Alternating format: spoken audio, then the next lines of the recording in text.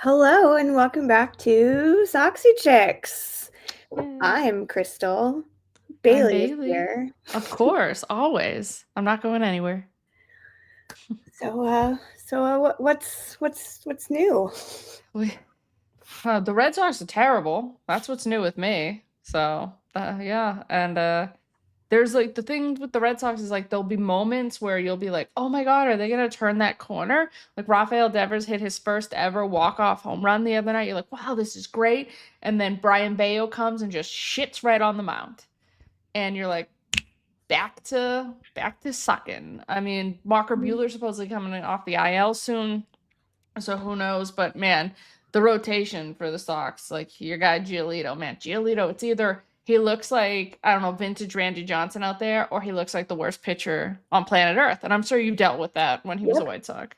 I remember those days. I love him to death, but man, he can just really suck the oxygen out of a room. Yeah. And they overcame that game where he gave up like 5 runs. That's where we had the walk off. But then it was just Bayo. It was like we went ahead in that game because Bayo gave up 3. Then Devers comes because he's just incredible. He comes and hits a grand slam to go ahead 4-3, and then somebody on the internet was like, "Oh, what is the opposite of a shutdown inning? Like a wide open door?" Because that's what Brian Bayo allowed right after Sox took the lead. That'll happen. My Sox are, not great. Just got swept by the Cubs, but I don't really care about that because the Cubs are unfortunately really good. Yeah, And their yeah, fan base can be incredibly annoying. So I'm the, just like, congrats on like beating being a good. minor league team. Good job. Um, The Cubs are better than I thought they were going to be. Like I didn't think that pitching was going to really withstand, but so far on May 19th, like they're pretty damn good. their pitching is, I mean, still not great. That's for Mm. sure. But they've got that stupid fucking Pete Crow Armstrong Who's asshole. suddenly amazing. I hate him. It takes a while, man. Like Pete Crow Armstrong's like everybody's like, oh yeah, he's this like high draft pick by the Mets, gets traded over the Cubs, and they're like, he's not good, he's not good, and I'm like, it's a difficult sport, this thing called baseball. I mean, I always go to. It took Bobby Witt Jr. 2 full seasons before he became a top 2 player in this game. It takes a while to get really, really good. It does. And unfortunately, PCA is at that point now where he's just very good. Yeah. And it's very annoying. And it doesn't help that it's like PCA and then Kyle Tucker is usually right behind him. And I'm like, Yeah. you know what? I actually hate baseball. I feel that. I'll I never want feel to watch that. it again. I watched 2 of the 3 crosstown series games and I was like, Yeah. yeah, I'm done. I hate this. Yeah, the Mets also just looking like poop against the Yankees. Like, I hate it. Like, why do you have to? And now, of course, we're playing the Mets now, and the Mets will look great again because the Red Sox are actually poop. I mean, it's with the Red Sox. Crochet has done everything Crochet can possibly do. He went toe to toe with Chris Sale. Sox couldn't do shit against Chris Sale. So, of course, it would be nice if, that Chris Sale guy, the Red Sox still had him, but we have to have a GM that thinks he's some pitching savant, and the pitching for the Red Sox has been terrible. This idea of this pitching lab now for the Red Sox, it's like, where is it? What is it? Outside of Garrett Crochet being like really good, that you could probably put him, obviously he was on the White Sox and was really good, so you could put him in any pitching lab and he'll be good. So the idea of like, well, here you are not elevating anybody else, and the Red Sox have one of the worst pitchers ever, Tanner Houck, who they had to put on the IL just because he's so bad. And I'm afraid it's going to be like Tommy John is around the corner because velocity is just so down. So who knows? Who really knows what's going on? But the Red Sox are pissing me off. We'll get to that eventually. But for some news that's not Red Sox or White Sox shitty related, the Philadelphia Phillies, their closer Jose Alvarado was actually suspended 80 games for taking exogenous testosterone, which is a performance-enhancing drug. So I don't know how these guys are still getting popped for PEDs in the year 2025. Like, come on, it's so easy to just not do it. I Yeah. understand the pressure, but at the same Mm-hmm. time, like the Phillies don't need that to be good. The Phillies are going to be perfectly fine. Yeah, they're a well-constructed roster. What's that like? Like, Huh, just must be don't do nice. drugs. It's so easy. No, it's like it really just bothers me, especially in today's game, knowing like how do you think you're gonna possibly get away with it? That's truly my biggest question. Like, how do you think you're gonna get away with it? You don't get away with it, and it was just proven that didn't get away with it. Big dummies. Yeah. But teams that don't need drugs right now are Mhm. the Tigers. I would like to say that on record on so many different podcasts at this point that I called this 2 years ago, Mhm. that the Mhm. Tigers, their time was coming soon. Like, Yeah. I said within the next 2 years, their time is coming and they're going to be great, and here they are. Yep. Phenomenal. Yeah. Like, no notes. These guys are It's so good. it's kind of crazy how much of a leap they took from last year because the roster is almost the same. Like, Mhm. there's really nothing different. I mean, a big thing is that just Javier Baez decided that he'd like play baseball again for the first time since like what 2016 and be Yeah. good at it. Yeah, and just destroy the Red Sox hats. That was real fun. The Red Sox should have taken 2 out of 3 out of that series.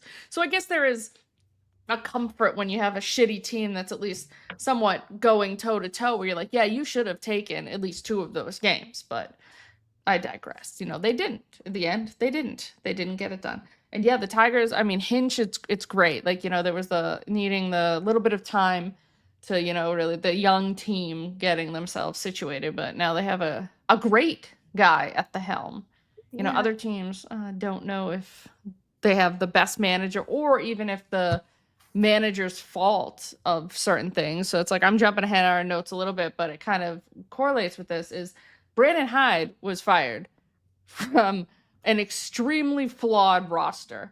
That's one of the times where I'm like, oh, you can kind of point to a manager here, there, everywhere. This is one of those where I was like, what more could he or anybody possibly do to Yeah. help with how bad? And it's crazy. This is again how good of a team they were last year to when they lose certain pieces, have certain injuries, and just decide, oh, you know what? We're just not going to do anything to help, our rotation and have one of the worst rotations ever out there. And yeah, so the Orioles are just terrible right now, and it's like, what more could Brandon Hyde have done to make them good? Yeah, he seems like a scapegoat Yeah. for that Yeah. entire situation because and I feel like for years I could be like, what happened Yeah. to the Orioles in 2025 to cause such a drastic drop? Because I couldn't believe how Crazy. terrible they were. They're really bad. I mean, Yeah, and it frustrates me more as a Red Sox fan knowing how wide open this division is, and they're just letting the Yankees run away with it, and they'll but the thing is the Red Sox are a better team than the Blue Jays, but they're letting the Blue Jays kind of be like toe to toe with them. So I mean, with the AL being so shit, like there is still an outside chance that the Red Sox can go on some kind of a little bit of a run and actually be good in the AL, but that's just how bad this American League is. But of course, the Orioles had to do a little bit of promotion. So they promoted right-hander Cade Stroud and outfielder Dylan Carlson to the major leagues because they did, of course, have a little bit of injuries because I feel like as good as Tyler O'Neill can be, Tyler O'Neill is never not injured. So he's mhm. on the second IL stint. So that's why I had to bring one of their outfielders up. So I mean, I don't know. It's like maybe like their farm system is so good. That's why it's like very frustrating. If I was like a true diehard like Orioles fan, I would be so angry that you had a core of young talent this good and you just haven't helped them like get to that next level. And it's like, well, what are we doing right now? The Orioles fan, I know she's Oh, livid. that's like has to be so frustrating. Like I can't even imagine. Like the Red Sox kind of aren't.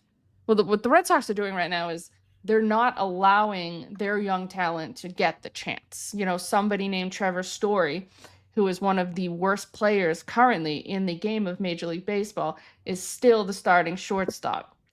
And there's about $50 million, I believe, around that left on his contract. I, to this point, would just eat that. I don't give a shit. The idea that, like, oh, he's this guy in the clubhouse and he's good, he's bad, he's otherwise. I really don't care. When he's like has a negative WAR right now. So you're in essence anybody can replace him. Like the idea of like, okay, if you replace him, if you do not think right now that Marcelo Meyer can do what Trevor Story is doing right now and do it better, then why do you have Marcelo Meyer? Like, why? Like, I guarantee you that even in his biggest struggles, because he will struggle as a rookie, it's better production than what you're getting right now from Trevor Story. And it's like stuff like that that I can't. I absolutely can't. Ugh, just frustrates me so much. Yeah. So we can have our little Red Sox corner. Mm-hmm. So get me up to speed because I've been watching some of this Rafael drama going down, but please it is enlighten all right. me. So I am on the side that's like kind of in the minority on Twitter, believe it or not. This is like one of those times where a lot of people on Twitter are like team first over player first. Mm-hmm. And I'll kind of always be a player first person because they're like, we signed him to this big $330 million deal and he won't play first base for us. First of all, he like kind of didn't say that. A lot of things got lost in translation. He kind of was like, I'm not the kind of person that can adapt on the fly like other players can. He's like, he pretty much said, I just don't have that like athletic ability to really do that. So if you want me to learn first base, it's going to take a while. And he's also like kind of called out Craig Breslow, which I love, being like, not my job to just play first base for you. Like maybe do your job and get a first baseman. Because like, yes, I understand our first baseman went down, but it's your fault that you really didn't have better backup plans. I know there aren't just major league caliber people waiting at AAA. Like I understand that, but first base has been a development issue for years for the Red Sox. The only person that they've really developed first base wise has been Tristan Casas, and he unfortunately is just, I wouldn't even say it's an injury prone thing. It's like an injury weird thing. Like I think he's just too big of a human being, because there's 2 injuries or because of him being huge. Like he rips his like literal like flesh off of his like rib cage, like because he swung too hard. This one, he apparently actually like ripped his like Achilles. I think it was ACL. I think he popped his ACL. No, he ended up doing something really weird where he like ripped the tendon off of like bone pretty much, and he did it because he was so big. They said that this is like something that happens in linebackers. They're like, oh yeah, this is like a common injury in like a 300-pound linebacker, not like a first baseman running to like first. And I was like, that's crazy. And so so it's like after already having weird injury number 1, it's like I think you need to prep yourself a little better knowing that another strange injury could happen. And guess what? It did. It did. So that was the Red Sox not being prepared, but like throwing this all on Devers and kind of like coming at him and fans saying, you already got your money. You're selfish. You're this. I'm like, you already had him pretty much be promised that he was going to be the third baseman. And then you have them come in and be like, hey, you know what? We're going to get a better third baseman. We want you to DH. And he's like, all right. Like, I don't like it, but I'll do it. And then it's like he's finally finding himself, like doing, like after struggling for like the first 2 weeks, which were almost an extended spring training for him because he was injured in spring. He is now having the best career, like the best season of his career. His OPS, his OBP is over 400, and this is the deepest into a season that he's ever had it there.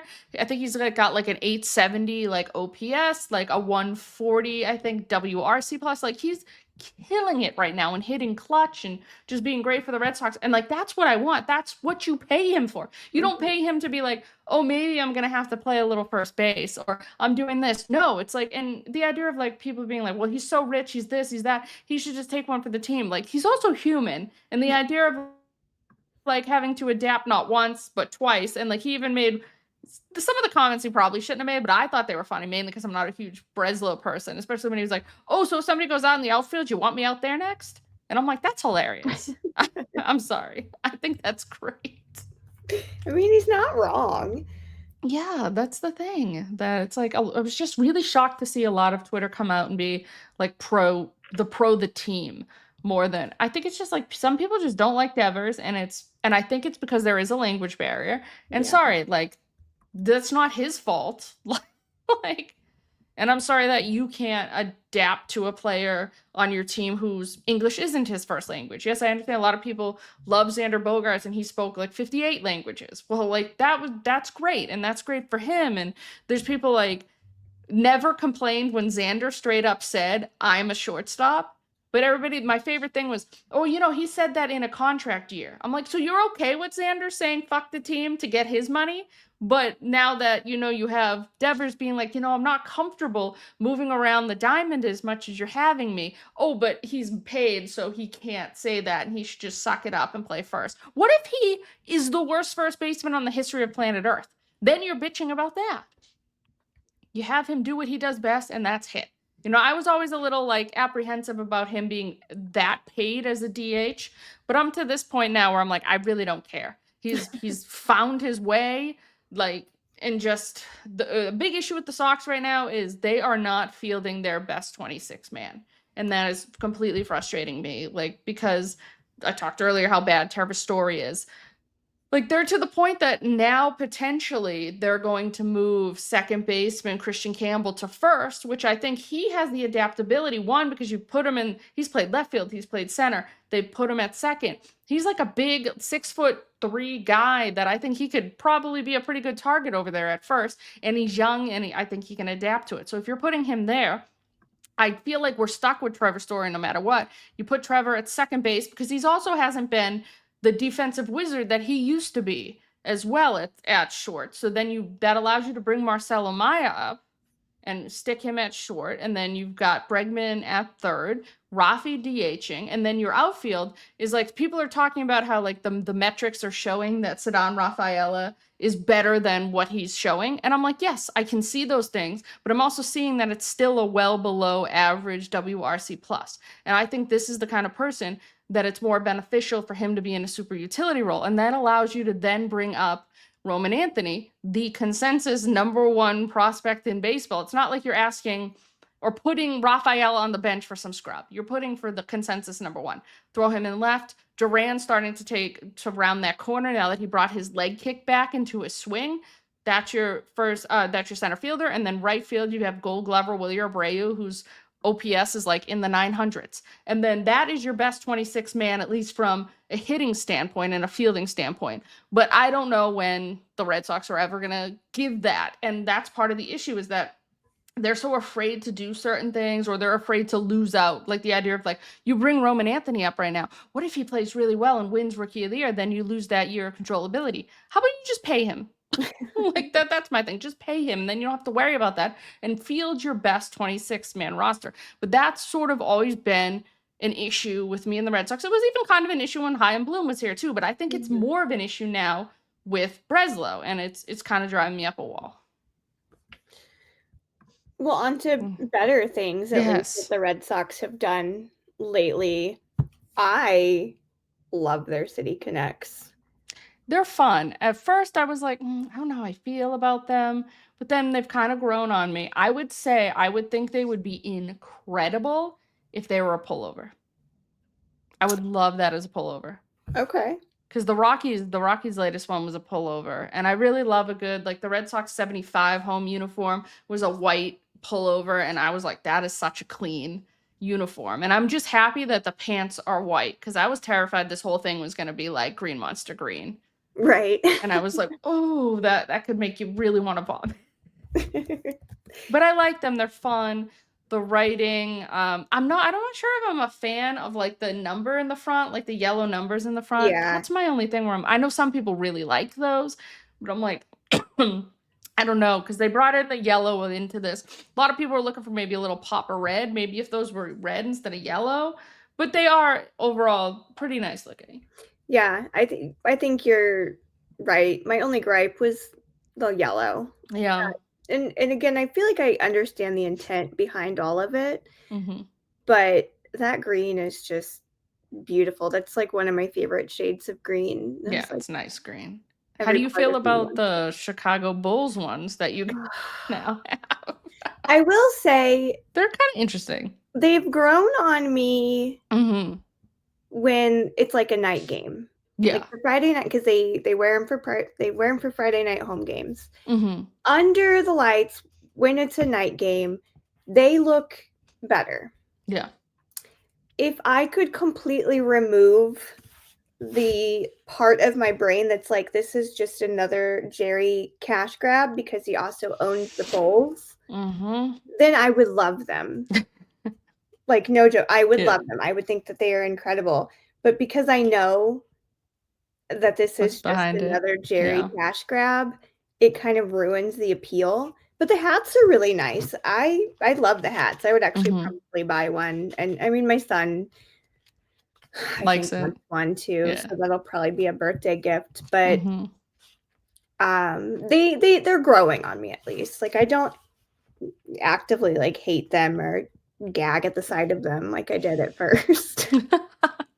Yeah, I mean, your Southside ones are just so clean. I like those are maybe my favorite City Connects. I was like, these are so nice. Yeah, those were good, and I don't think they necessarily downgraded. I wish there was a bit more individuality with those.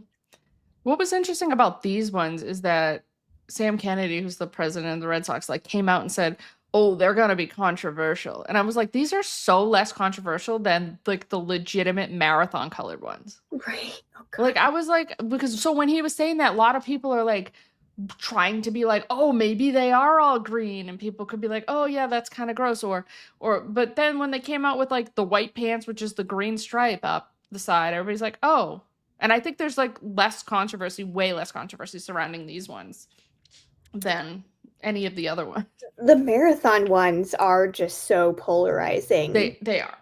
Yeah, it took me a while to get. There's nothing. I don't think there's anything wrong with them. And again, I love what they represent. That's the big thing. Is such a cool thing it represents. But the marathon colors are just kind of gross. Yeah, like in general. And that just kind of gets lost on people. Of like, I mean, if you're not like a Boston native and you've never been in this, like, been a part of this marathon, even if you're not like a runner in the marathon, if you're not like a Boston native, I really just don't feel like you get a good representation of what they're supposed to be about. And I feel like your opinion is almost kind of void if you're like, I hate those are hideous. And I'm like, well, yeah, it's like, well, sorry that the marathon colors for what, like 118 years have been these colors. Sorry, well, they weren't a different color. But it's like a weird, interesting color combination is my thing. I also always just thought that they were kind of almost a nice little nod to Big Papi, because I constantly go back to the moment after the marathon bombing where he's like saying the F word live on TV. Oh, such a good moment. I go back to that moment and I'm like, see, this is why I don't think they're bad, because there is so much history. Yeah.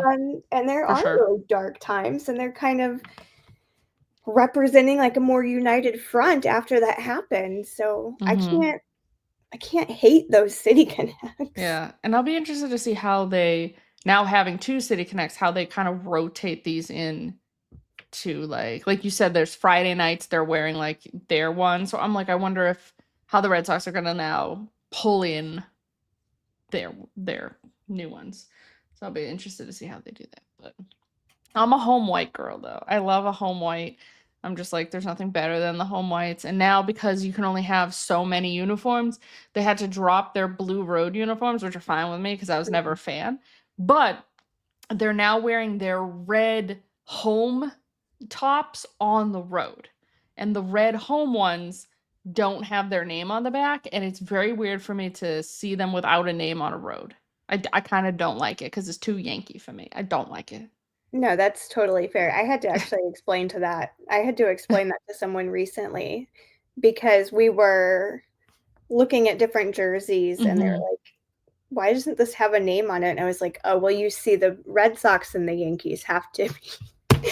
No, see, at home, I don't think any team should have their name on the back at home. You should know your home players. I'm sorry. Should.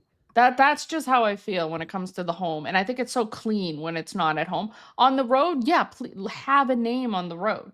Because like the whole thing was the Giants up until a couple of seasons were like, because it was the Giants, Red Sox, and Yankees were the only three to not have it at home. And then their owner was like, oh, some young fans. I'm like, a part of me is like, okay, whatever. Teach your young fans the players' names. I'm sorry. So at home, I can't stand a name on the home, but on the road, yeah, because then it's then it's the Yankees pompousness of everybody should know who we are. Sorry, no, your home fans should. Yes, that's 100% a thing.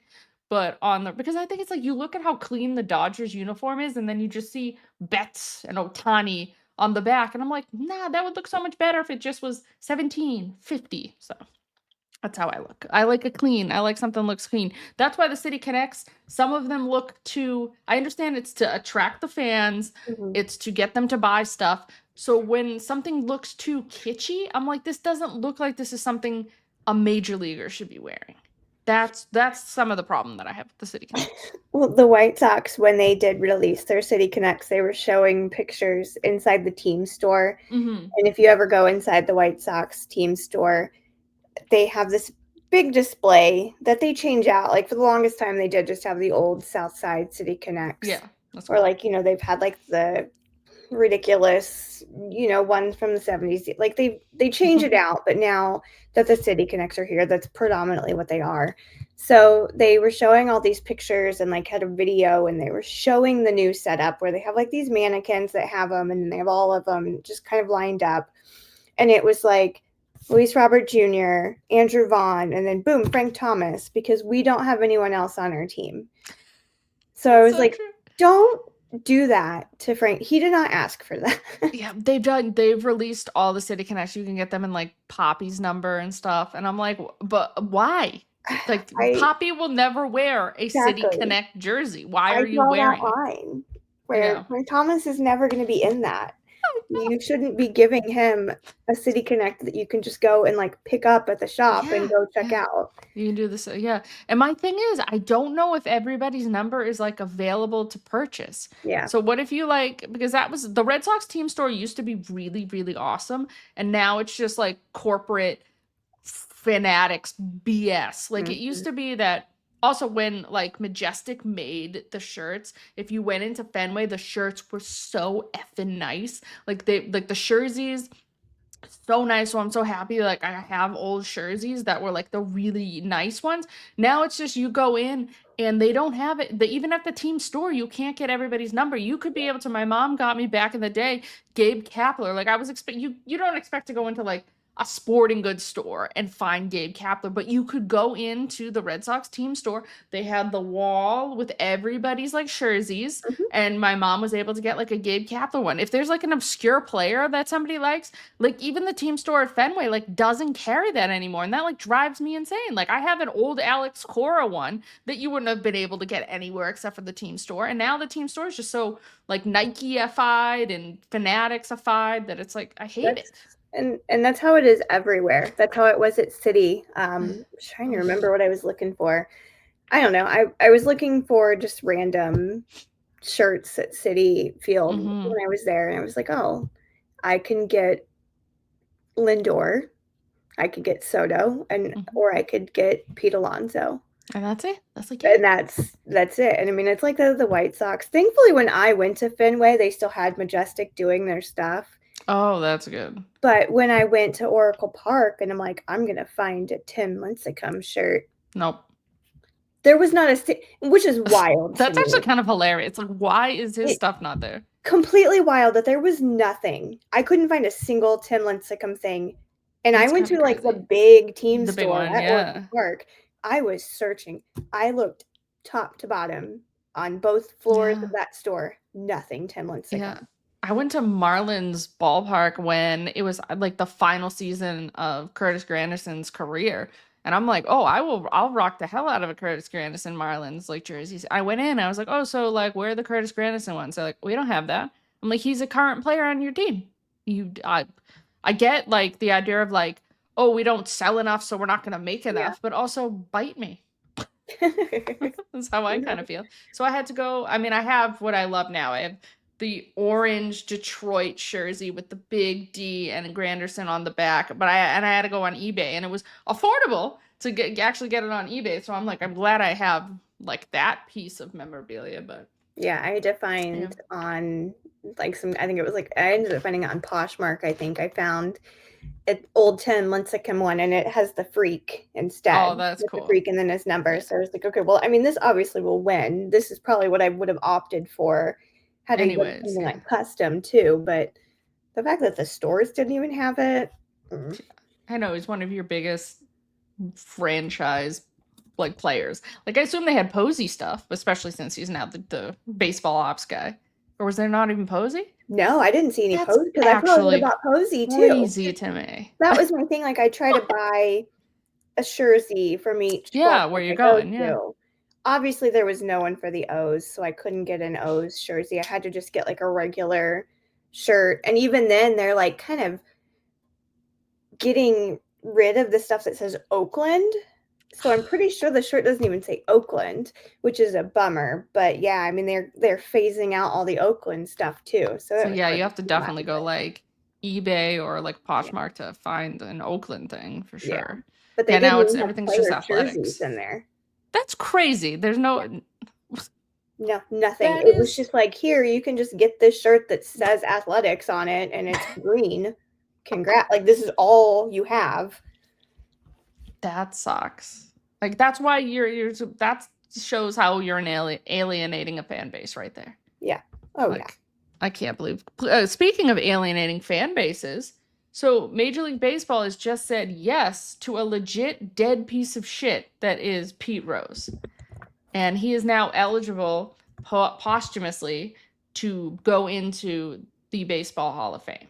Now, I know how we both feel about this, but like, how do you feel about the idea of, like, do you think that the Hall of Fame is going to allow him in?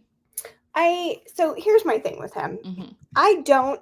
I don't think he will ever actually make it in. Mm-hmm. I think that the only chance he would get is if all of the voters were just a bunch, and again, all of the voters are a bunch of old men at the end of the day, a bunch of old white men.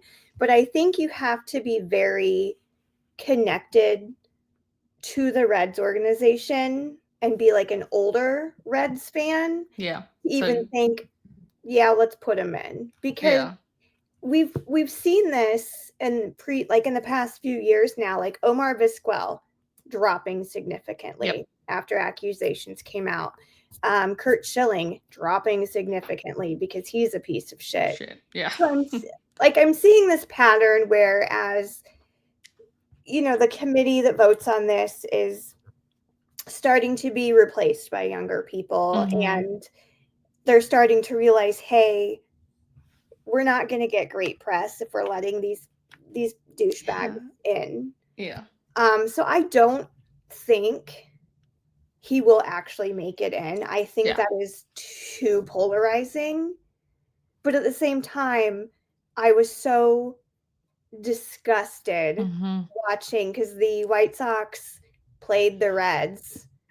They were in that series when that announcement was made, and Pete Rose Day had already been in the works. Why is that a thing? Exactly. So they had like planted roses all around his statue. They were giving out Pete Rose replica jerseys. Like, they were doing all of this, and like even the White Sox broadcast was just like foaming at the mouth. Really? They were? No. Yeah, to talk about how great of a baseball player he was. And I was like, yeah, maybe he hit was a lot of singles. Player, but he broke so many rules. Yeah.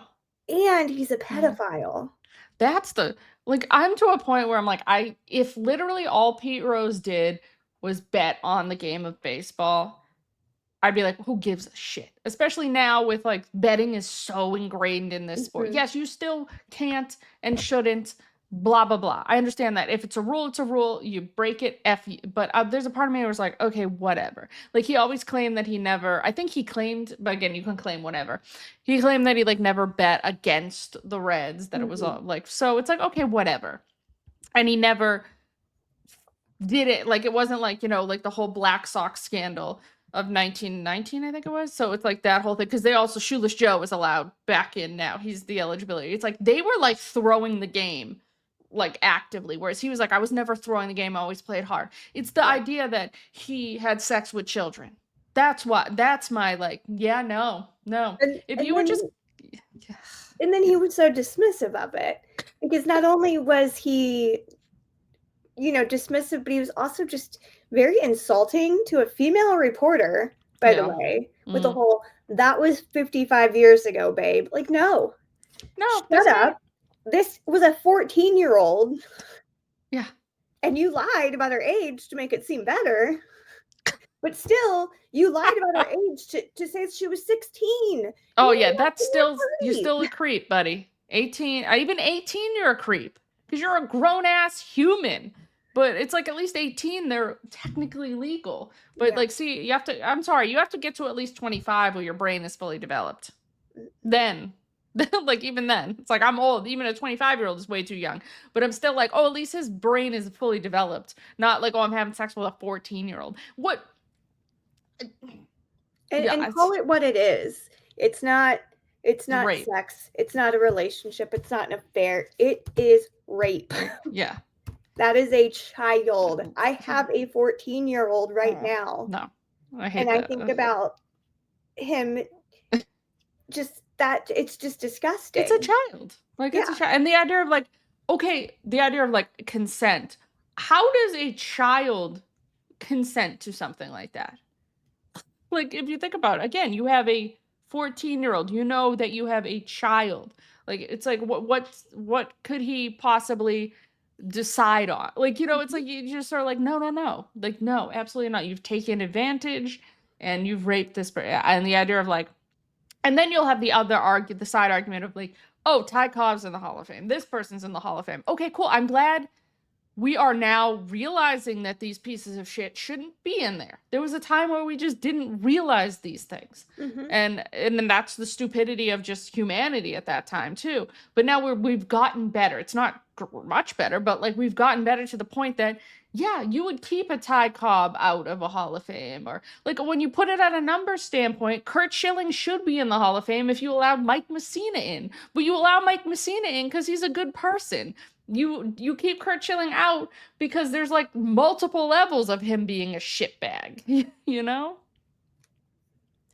So yeah, that's what's going on in our lovely game, Oh, thanks for that, Major League Baseball. Seriously. Oh gross. My god.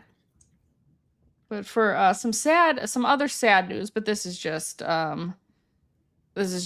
for a player's personal nature, is that Kolten Wong actually has retired at the age of 34 from Major League Baseball. And I didn't even actually realize this, he hadn't played since 2023. Yeah, I didn't realize it had been that long. Yeah, and I was like, oh, and he was always like a very serviceable second baseman. I mean, hopefully every happiness to him in retirement. Sucks that by 34, your career is over. Like, that's awful. Like, we don't like that. Yeah, but again, I always just go back to that meme about, being basically the crypt keeper in your 30s while you're still playing baseball. Yeah. Well, we're kind of seeing it with Trevor Story's 32 and that wrong side of 30. Like, I'm never gonna. This next statement that I say does not demean Mookie Betts as a player, but he's now 32. And if you look at his Savant page, it's the bluest it's ever been. Yeah. It's a 117 WRC plus. Again, an above average major league player. But the idea is like the minute you start to creep into the 32, unless you're Aaron Judge, you just really your game starts to diminish, and it's just wild. Like, and again, a 117 WRC, but Mookie Betts is still having himself a pretty damn fine season. But compared to his MVP levels, and even like, when he first started going over the Dodgers, like 2020, that shortened season was great. 2020, like, still a great player, but it's like you're just really seeing it, except for Aaron Judge, who has a 244 WRC plus. So he is quite literally 144 points better than the average major leaguer. Think about that. That is obscene. At 33, like, when is he gonna, like, is the crash out just gonna be so substantial that it's gonna be like maybe till 35 he'll be this good, and then all of a sudden he will be like Trevor Story level shit? Because that's gonna be an incredible crash out if that happens. I'm still just convinced that he is a robot. Like, there's no You're way not that wrong. he can be You're not wrong. real and then put up these numbers and still be that good and just Yeah. like he doesn't have a. I feel like he doesn't have a bad season unless No, he's injured. Yeah. And then it's still he's great until he's injured. You know, it's if he should have more MVPs, which is crazier, and he's walking his way to another one. I mean, he's a 4-win player on May 19th. That's crazy. Some people don't even accumulate 4-win for the entirety of the season, and right now he's already a 4-win player. That's like what? Just crazy. But he does seem robotic. He seems robotic in the way that Derek Jeter also seems robotic. But except Derek Jeter just was a fine. Derek Jeter had himself a fine major league career. Aaron Judge is potentially the best right-handed hitter to ever play this game. Yeah. No, absolutely insane. And he has to be a Yankee. I hate it so much. I really do. Oh, so frustrating.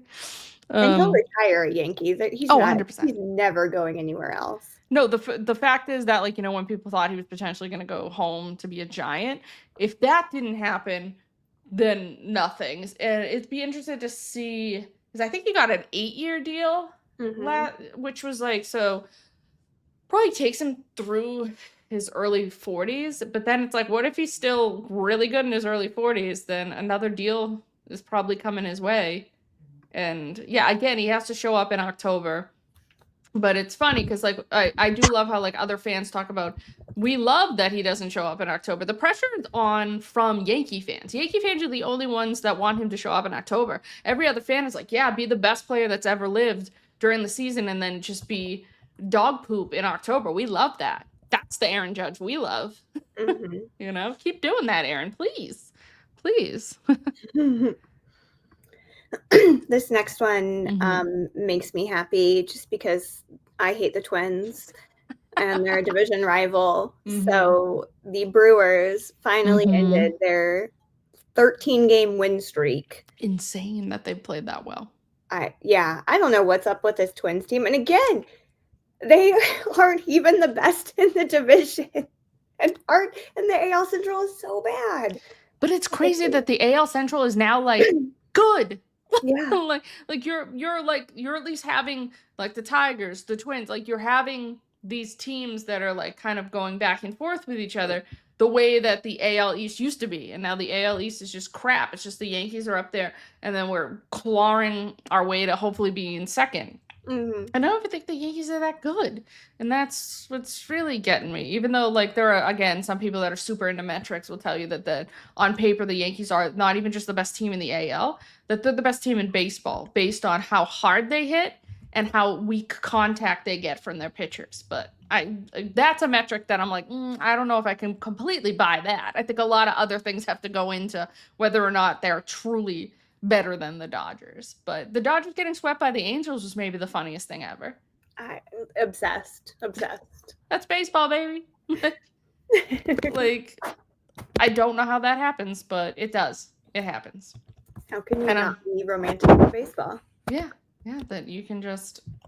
And they were in Dodger Stadium, too. It wasn't even like they were in Anaheim doing these things. No, they went to Chavez Ravine and some shit happened, which is just crazy. And I'm sure Kenley loved every second of it because he's a little bitter bitch. So can't blame him. Yeah, he's probably like, I love this coming in here. Yeah. But Paul Skenes has been incredible this season. We'll see how much longer he'll actually stay a Pittsburgh Pirate. But he actually got outdueled in Mick Abel, who was the number 8 prospect coming in. So Mick Abel outshined Paul Skenes over 6 shutout innings, 9 Ks, and 0 walks in his debut. So, I mean, that's kind of crazy. Philly's got some, like, good... They got, like, with Andrew Painter, too. Like, they have some pretty good young arms to already go with. I mean, obviously, Wheeler is just incredible. Yeah. And again, Paul Skenes can't pitch every game either. So you've got one person on the Pirates who can pitch, and then it's just like, let's hope for the best here on out kind of thing. Yeah. And then you've got a pretty stacked Phillies team. Yep. Also, while we're on this subject, I just want to take a quick moment. I don't know if anybody else saw it, but even Major League Baseball put out a video memorializing the poop game, since it is no longer the poop, they don't have the poop on. Unless you're vertical. Sometimes it'll still show it on your will it? Yeah, because they changed the score bug, right? So you don't get the poop anymore. Yeah. But R.I.P. the poop game. To the poop game. Oh, that's unfortunate. But yeah, no, it's just Mick Abel. It must be nice. Like the Red Sox just have not had that dude that just comes in and you're like, God damn. Like what is this like? Like I don't think the Red Sox have ever had that. Like you can say like, oh, you developed 1,000 years ago in the year 2002 when John Lester was drafted. Yeah, right. But that still wasn't like when he came up, you were like, God damn. Like, like when a Skenes comes up or when a Mick Abel comes up where you're like, man, this guy could come in and just do it right now and just be great. And you're like, oh, what's that like? Yeah, so Sox, man. Under Craig Breslow, they're supposed to start really developing the pitching. And, people are like, wow, Hunter Dobbins is like pretty good. Yeah, Hunter Dobbins was drafted by Chaim Bloom. So, like, again, that's not what Breslow has done that I've been like, yes, he went out and he got Garrett Crochet, and I don't give a shit what you give up. You have to give up to get. That's a give up to get. I feel like almost every other trade he's made has been atrocious. Like Vaughn Grissom has done nothing for the literal NL Cy Young. And that was a big Chaim. Chaim did not want to trade Chris Sale because like the rest of the world, it was like, maybe let him have a full healthy offseason and then he'll do Chris Sale things. Well, guess what? He did Chris Sale things. So that's my issue with Breslow. Like he did a great job getting Bregman, but he apparently also didn't want Bregman.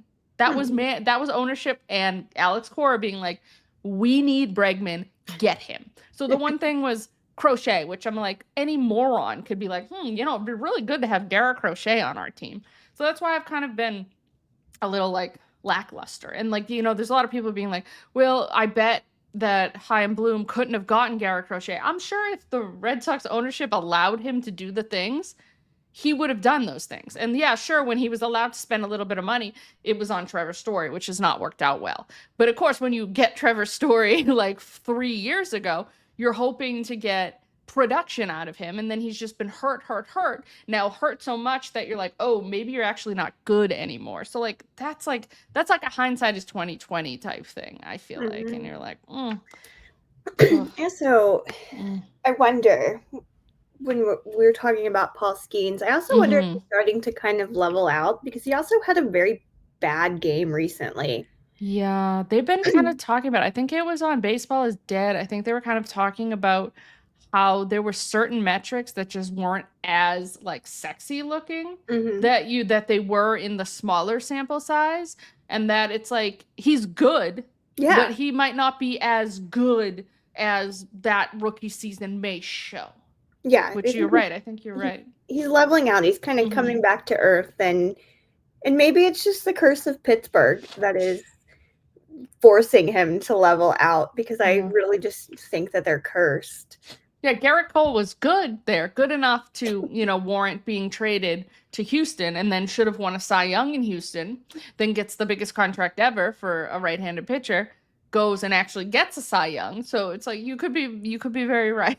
Yeah, I don't know. That's coming from someone who's going to be in Pittsburgh this summer for a game. It's a great place. I mean, it's a beautiful ballpark. It's like it's my number one.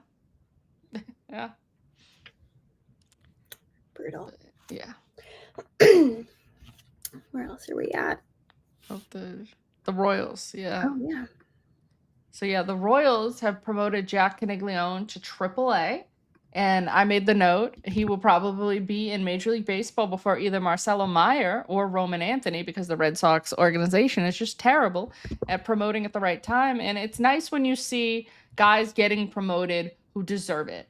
Like, I was genuinely shocked that the Red Sox actually opened the season with Christian Campbell at second base. Like, I was shocked because I'm like, oh, they're going to do some weird manipulation things. But no, so like when you deserve to be here, you should be here. Like, I still think that Marcelo Meyer is fine still being in AAA because his numbers aren't completely eye-popping. He did start out slow, and now some of the numbers are like really picking up.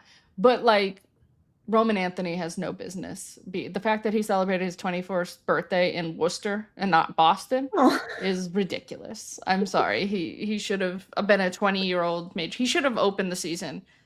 Like, I don't care. Saddam Rafaela, whatever. You know, like, yeah. But so that's awesome that the Royals are gonna have another stud. That must be fun to go with Bobby Witt. So this reminds me, and we didn't write it in the notes, but it reminds me. So the White Sox did finally call up Tim Elko. Okay. Which I have been just very impatiently waiting for, and I've also been very much on the please just get rid of Andrew Vaughn train. Yeah, you've been Andrew talking Vaughn that. has just been so bad.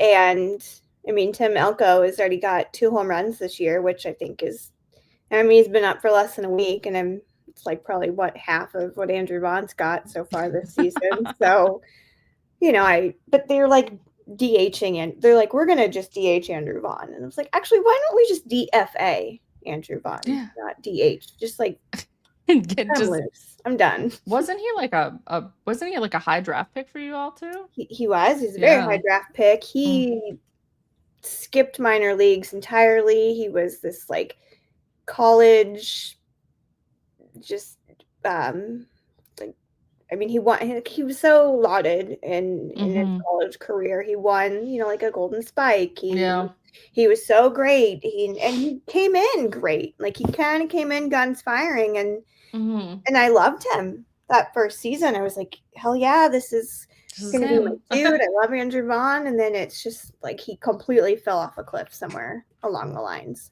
We hate when that happens, but you don't want that to happen to anybody, but you also just don't want that to happen for somebody who's like a really high first rounder, because you just hope that those guys can be something.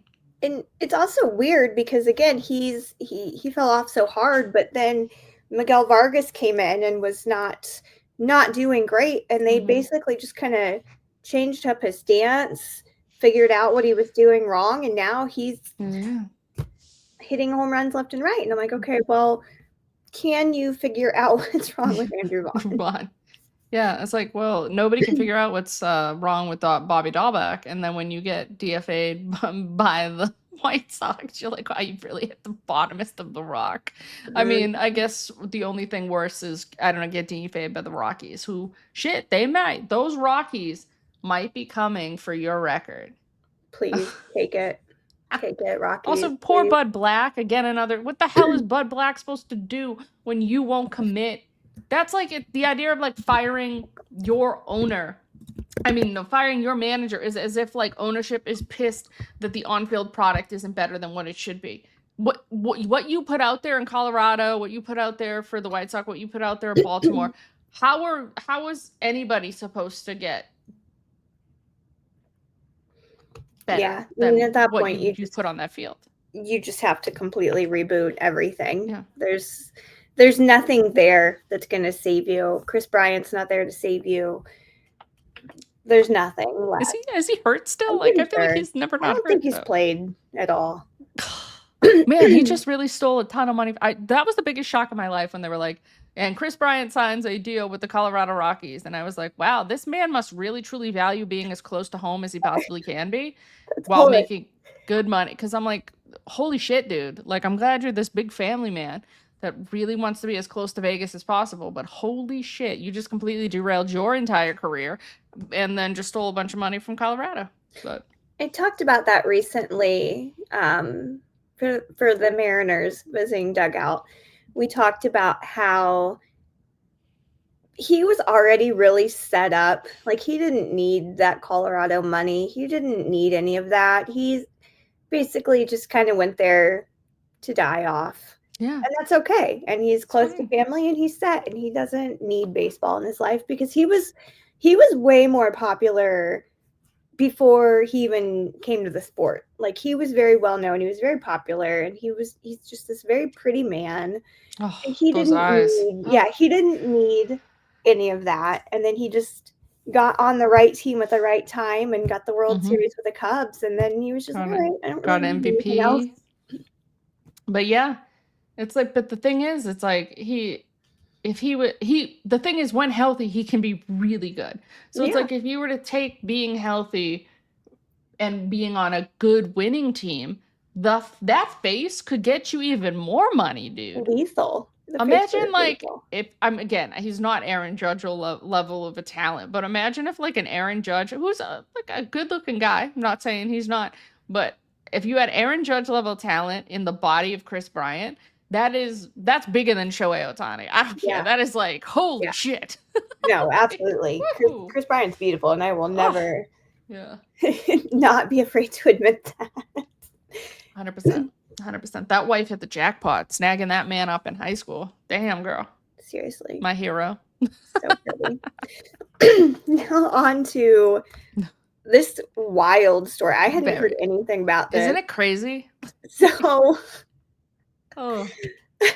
former major leaguer Dan Serafini has been accused of shooting his father and mother-in-law, and this jury has been selected in this trial now. But so, a little background for people who are unaware: his girlfriend, the nanny of his children, had pleaded guilty to being an accomplice in the shooting.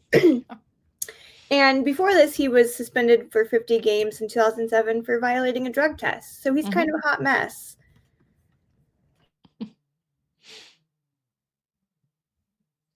Sorry, I've been coughing. Okay. Yeah. So on June 5th in 2021, Serafini's in-laws, Robert Gary Spoor, I think is how it said, and then Wendy Louise Wood, were shot by an intruder. The father-in-law died at the scene. His wife of 45 years was badly injured but survived. But very sadly, a year later, while she was still recovering from her injury, she committed suicide, which, again, you lost your partner of 45 years.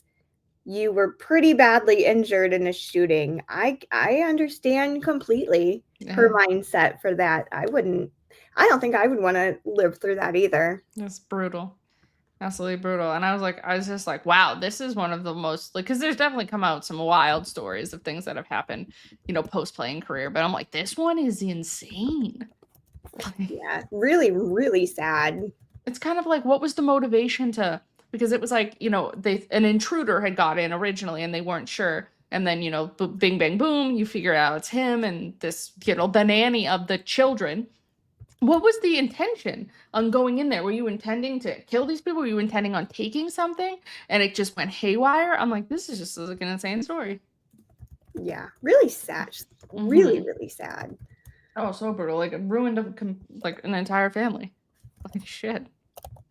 Yeah, seriously. And I feel so bad Yeah. for just not so much him but or really there's something going on with him. Yeah. You don't just go in and do that. Yeah, there's probably a lot of mental health issues that he has that needs to deal with. Yeah, sane people aren't just being like, you know what I think I'll do today? I think I'll shoot my in-laws. Just for the fun. It's crazy. But yeah, that's a little bit what's been going on, last couple weeks in Major League Baseball. Any last minute things you want to say about your team, about baseball overall before we say goodbye? Man, no, White Sox are just bad. Yeah. We're back to being bad, not fun bad. Not watchable bad, but you still watch because it's your job. And like I'm gonna go to my first game of the season here in a couple weeks, and they play the Royals. I'm like, oh. And then I'm going like again on my birthday, and then I'm this is brutal. What are gonna you go doing this again to in yourself? July, and I'm like, why am I doing this to myself? Oh, because you love them no matter what. They're ingrained in your soul, and you can't shake it. And it's a disease. I referred to it as Stockholm syndrome recently. Yeah. I've just been, at least like you've just watched historically bad. I've watched what's potentially more frustrating is the idea of like the mid bad, because you have like, you can fix a few things here and there to actually build a good team. And, we thought they did that in this offseason. And I think it's like, I don't know. I think ownership loves Alex Cora so much that, and I'm not saying on May 10th, 19th, you fire him. Like, absolutely not am I saying that. But I think you need to I think you need to start really looking deeper and what are the fundamental problems here, because it's been somebody posted that right now, he has the exact same managerial Red Sox resume that oh my god, that John Farrell had. And John Farrell was hastily fired after the 2017 season. And the 2017 Red Sox really weren't even that bad, but they just got rid of him to then allow Alex Cora to take over in 2018. And I think that John Farrell probably could have won a second world championship with that 2018 club too. But it's exactly like the same exact, like a championship, 2 dead last finishes, and a bunch of mid seasons in there. So in essence, you try to say that this is like one of the best. I mean, he's kind of just mid at this point. And it's like, do you need to look at him and everybody that he has on his team and completely clear house? But then it's like, I don't know, he just seems to have such a strong relationship with a lot of these players that then are you pissing off all your players? So that's why he's never getting fired in season. That's crazy. He'd have to literally have the Rockies record right now to get fired.